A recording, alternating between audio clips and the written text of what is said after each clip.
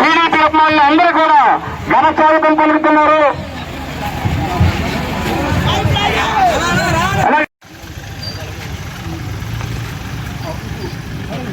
చెప్తున్నారు, మీ అందరికీ ఒకటే చెప్తున్నాను, సంక్షేమంతో కూడిన అభివృద్ధి మన రాష్ట్ర ఖచ్చితంగా అధికారంలోకి వస్తేనే రాష్ట్ర అభివృద్ధి దిశలోకి వెళ్తుంది. సరిగ్గా అందుతాయి, అంతేగాని నచ్చిన వాళ్ళకి ఇచ్చుకోవడం, అయిన వాళ్ళకి ఇచ్చుకోవడం చూడడానికి మనం ఎంతో వచ్చేసామని ఎదురు చూస్తుంటాం. అలాంటి ఆయన ఈ రోజు మన గ్రామానికి రావడం, మనందరినీ కలుసుకోవడం, జనసేనకి మద్దతు తెలుపుతూ ప్రతి ఓటు జనసేన గాజు గ్లాస్ చేయట్లేదు. ఏమనంటే భూములు పెరిగాయంటున్నారు. రియల్ ఎస్టేట్ చేసేది వీళ్ళు, రైతుని మోసం చేస్తున్నది వీళ్ళు, పేద ప్రజలను మోసం చేస్తున్నది వీళ్ళు. రైతన్నకి కరెక్ట్ గా సాగునీరు అందించి సబ్సిడీలో విత్తనాలు ఎరువులు అందిస్తే ఖచ్చితంగా పండించుకుంటాడా? పండించుకుంటాడు. కాబట్టి మన రైతన్నని ఆదుకోవాలి.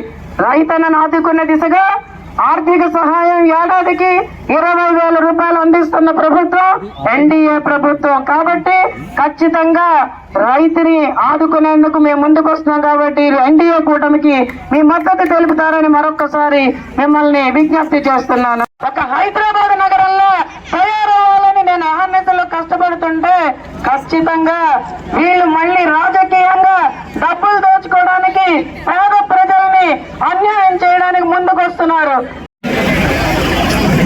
మరి 2019 నుంచి 2024 వరకు ఈ సైకో జగన్మోహన్ రెడ్డి పరిపాలన కూడా చూశారు.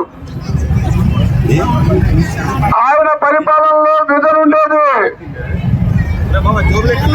ఈయన పరిపాలనలో ఏముండేది?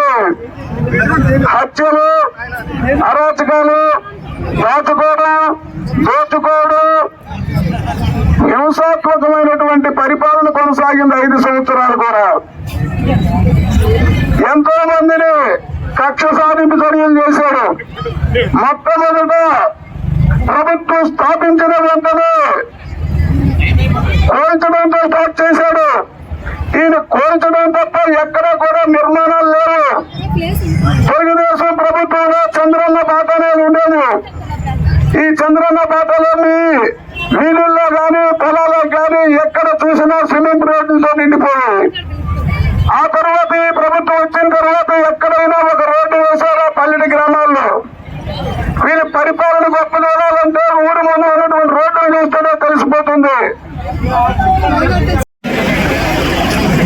మరి 2019 నుంచి 2024 వరకు ఈ సైకో జగన్మోహన్ రెడ్డి పరిపాలన కూడా చూశారు. ఆయన పరిపాలనలో విజన్ ఉండేది, ఈయన పరిపాలనలో ఏముండేది? హత్యలు, అరాచకాలు, దోచుకోవడం, హింసాత్మకమైనటువంటి పరిపాలన కొనసాగింది 5 సంవత్సరాలు కూడా. ఎంతో మందిని కక్ష సాధింపు చర్యలు చేశాడు. మొట్టమొదట ప్రభుత్వం స్థాపించిన వెంటనే కోల్చడంతో స్టార్ట్ చేశాడు. ఈయన కోల్చడం తప్ప ఎక్కడా కూడా నిర్మాణాలు లేవు. తెలుగుదేశం ప్రభుత్వంలో చంద్రన్న బాట అనేది ఉండేది. ఈ చంద్రన్న బాటలోని వీధుల్లో కానీ పొలాల్లో కానీ ఎక్కడ చూసినా సిమెంట్ రోడ్లతో నిండిపోయాయి. ఆ తర్వాత ఈ ప్రభుత్వం వచ్చిన తర్వాత ఎక్కడైనా ఒక రోడ్డు వేశారా పల్లెటి గ్రామాల్లో? వీళ్ళ పరిపాలన గొప్ప జరగాలంటే ఊరి ముందు ఉన్నటువంటి రోడ్లు చూస్తేనే తెలిసిపోతుంది. ఖచ్చితంగా ఇక్కడ వచ్చిన ప్రజలందరికీ నేను ఒక్కడే చెప్తున్నాను, నా మీద బురద చల్లడానికి వైఎస్ఆర్సీపీ ప్రభుత్వం శత విధాల ప్రయత్నం చేస్తున్నది. నేను ఇక్కడ ఉండనని, అమెరికా వెళ్ళిపోతానని, మిమ్మల్ని ఎలక్షన్ తర్వాత వదిలేస్తానని, భూములు కబ్జా చేశానని, ఇవన్నీ రకరకాలుగా నా మీద బురద చల్లడానికి ప్రయత్నిస్తున్నారు వాళ్ళు. నేను ఒక్కటే చెప్తున్నాను, 25 ఏళ్ల కిందట ఇది నా ఊరు, ఇది నా ప్రాంతం, నా ప్రాంతం అని నేను ఈ ఊరు వచ్చాను. రాజకీయంగా రాలేదు, ప్రజలకి సేవ చేసుకోవడానికి, ప్రజల జీవితాల్లో మార్పు తేవడానికి ఇక్కడికి వచ్చి ఒక సాఫ్ట్వేర్ కంపెనీ పెట్టాను, అలాగే ఒక ఇంజనీరింగ్ కాలేజీ పెట్టాను. కొన్ని వేల మందిని చదివించాను. కొన్ని వేల మంది అమ్మాయిలు ఈరోజు సాఫ్ట్వేర్ ఇంజనీర్లు దేశ విదేశాల్లో భోగాపురంలో చదువుకొని పని చేస్తున్నారంటే దానికి కారణం నేను. మరి నేను లోకల్, నాన్ లోకల్, మీరే చెప్పండి. నేను విజయనగరం బిడ్డని, విజయనగరం కోసం ఇక్కడ వచ్చాను. డబ్బులు సంపాదించుకుందామని కోట్లాది మందిని జీవితాలని పణంగా పెట్టుకొని డబ్బే సంపాదనగా ముఖ్యంగా ఉంచుకున్న బుడికొండ అప్పలనాయుడు గొప్ప, నేను గొప్ప. మీరు ఆలోచించుకోండి. ఖచ్చితంగా నేను ఒకటి చెప్తున్నాను, ఒకే విషయం చెప్పాను. నువ్వు 2 సార్లు ఎమ్మెల్యేగా చేసావు, 10 ఏళ్ళ అధికారంలో ఉన్నావు. నేను భూములు కబ్జా చేస్తే నిద్రపోతున్నావా అని బుడికొండ అప్పలనాయుడు అడుగుతున్నాను. నేను ఖచ్చితంగా 1 సెంటు ప్రభుత్వ భూమి నా దగ్గర ఉన్నా కూడా వెంటనే ఇచ్చేస్తానని నేను ముందరే మాట ఇచ్చున్నాను. ఆ మాట కట్టుబడి ఉంటాను. అవినీతి చేయను, అరాచకం చేయనని మీ అందరికీ మాట ఇస్తున్నాను. ఇంట్లో ఉండాలి, సైకిల్ బయట ఉండాలి, గ్లాసు సింకులో ఉండాలి అన్నారు. కానీ వీటన్నిటికంటే ముఖ్యం ఏంటంటే ఫ్యాన్ 4లోనో 5లోనో ఉండాలి. అంతే కదా? ఫ్యాన్ మనం రెగ్యులేటర్ ఎంత ఉంటుంది, 4లో పెడతాం, లేకపోతే 5లో పెట్టుకుంటాం. ఇంకా మనకి అంత గాలి అవసరం లేదనుకుంటే 3లో కూడా పెడతాం మనం. కాబట్టి మనందరం తెలియక లాస్ట్ టైం ఆ ఫ్యాన్ ని 151లో పెట్టాం. అందుకే కరెంటు బిల్లులు పెరిగినాయి, అన్ని పెరిగినాయి. అందుకే దాన్ని మనం ఆ రెగ్యులేటర్ని ఎప్పుడు 4లోనో 5లోనో ఉంచితే మనం ప్రశాంతంగా హ్యాపీగా ఉంటాం అన్నమాట. ఓకేనా? ఇంకా ఏమంటున్నారు, వాళ్ళందరూ కలిసి వస్తున్నారు, మేము సింగిల్ గా వస్తున్నాం అంటున్నారు. అవునా? ఇప్పుడు మన ఇంట్లో ఒక దొంగ పడితే మనం ఏం చేస్తాం? ఒక దొంగ పడితే నలుగురు కలిసి తరిమి కొడతారా? అలాంటిది రాష్ట్రంలో ఇంతమంది గజ దొంగలు పడితే కలవాలలేదా మనం? అలాగే కలిశారు. సింహం సింగిల్ గా వస్తుంది, వీళ్ళు కలిసి వస్తున్నారు అంటున్నారు. 2014లో కూడా సింహం సింగిల్ గానే వచ్చింది. అప్పుడు జనాలు ఎవరు ఓటేశారు? కలిసి వచ్చిన వాళ్ళకే ఓటేశారు కదా. ఈసారి కూడా అదే జరగబోతుంది. కాబట్టి అది ఫిక్స్ అవ్వండి.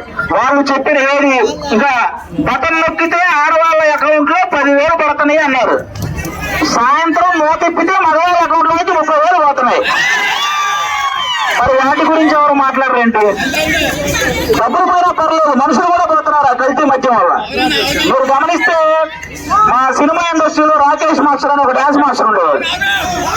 ఇదే ఎండాకాలం భూమ్ భూమ్ బీర్లు తాగి చనిపోయాడు పాపం ఆయన. సీరియస్ గానే ఆ ఎండకి ఆ భూమ్ భూమ్ బీర్లు రెండు తేడా కొట్టేసినాయి పాపం ఆయన. మీరు చూసుంటారు. అలా కల్తీ మద్యం వల్ల చనిపోయిన వాళ్ళు ఎంతో మంది. ఇంకా ఇలాంటి వాళ్ళు మన పవన్ కళ్యాణ్ గారిని విమర్శిస్తూ ఉంటారు. వీళ్ళు ఏమంటుంటారు? డబ్బు కమ్ముడు పోయాడు అంటుంటారు.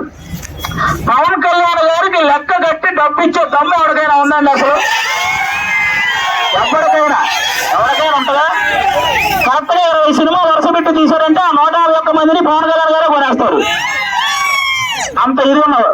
ఒక 14 సంవత్సరాలు సీఎం గా చేసినటువంటి చంద్రబాబు నాయుడు గారు, 10 సంవత్సరాలు పిఎం గా చేసిన మోడీ గారు, వీళ్ళిద్దరూ పవన్ కళ్యాణ్ గారు చెప్పిన ఒక మాటకు కట్టుబడి కూటమిగా ఏర్పడారంటే పవన్ కళ్యాణ్ గారు ఎంత నిజాయితీ పరుడై ఉంటే ఈ తెలుగు చెప్పండి ఒకసారి. కాబట్టి ఆ విషయం బాగా గుర్తుపెట్టుకోండి. ఇంకేమంటారు? దత్తపుత్రుడు అన్నారు. ఇప్పుడు ఏమైంది? పిఠాపురంలో ఆ దత్తాత్రేయ స్వామి తన పుత్రుడిగా బరిలోకి దింపాడు. చూస్తూ ఉన్నాడు అక్కడ ఎంత బాగా వస్తుందో. ఇంకోటి ఏమన్నారు? 21 సీట్లతో ఏం చేస్తారు అన్నారు. ఆ 21 సీట్లతోనే ఈ 151 మంది చేసిన అవినీతిని బయట పెడతారు. చూస్తూ ఉండండి. 21 సీట్లతో ఏం చేస్తారు? ఆ 21 సీట్ల నుంచి వచ్చిన వాళ్ళు చూసి ఒక్కొక్కరు వచ్చి పోసుకుంటున్నారు అక్కడ. మీరు చూస్తున్నారు కదా. ఆ 21 సీట్లు తీసుకునే చుట్టూనే రాజకీయం కూడా జరుగుతుంది. మీరు అందరూ చూస్తున్నారు కదా. అలాగే ముఖ్యంగా మనం గమనించాల్సింది ఇక్కడ 14 సంవత్సరాలు సీఎం గా చేసే అనుభవం ఉన్న చంద్రబాబు నాయుడు గారు, అలాగే 10 సంవత్సరాలు పిఎం గా చేసి మన దేశాన్ని అందరూ గౌరవించదగ్గ మోడీ గారు, వీళ్ళిద్దరూ పవన్ కళ్యాణ్ గారు ముగ్గురు కలిసి వస్తున్నారంటే మనందరం కూడా ఓటు ట్రాన్స్ఫర్ అనేది ఖచ్చితంగా జరగాలి. వాళ్ళ ముగ్గురు కలిసిన దానికి అర్థం ఏంటంటే మనందరం ఆ ఓటు ట్రాన్స్ఫర్, ఒక్క ఓటు కూడా పక్కకు పోకూడదు. నెల్లిమర్లైనా ఎక్కడైనా సరే నెల్లిమర్లలో ఓన్లీ గ్లాస్ ఓటింగే జరగాలి, క్రాస్ ఓటింగ్ జరగకూడదు. ఓకేనా?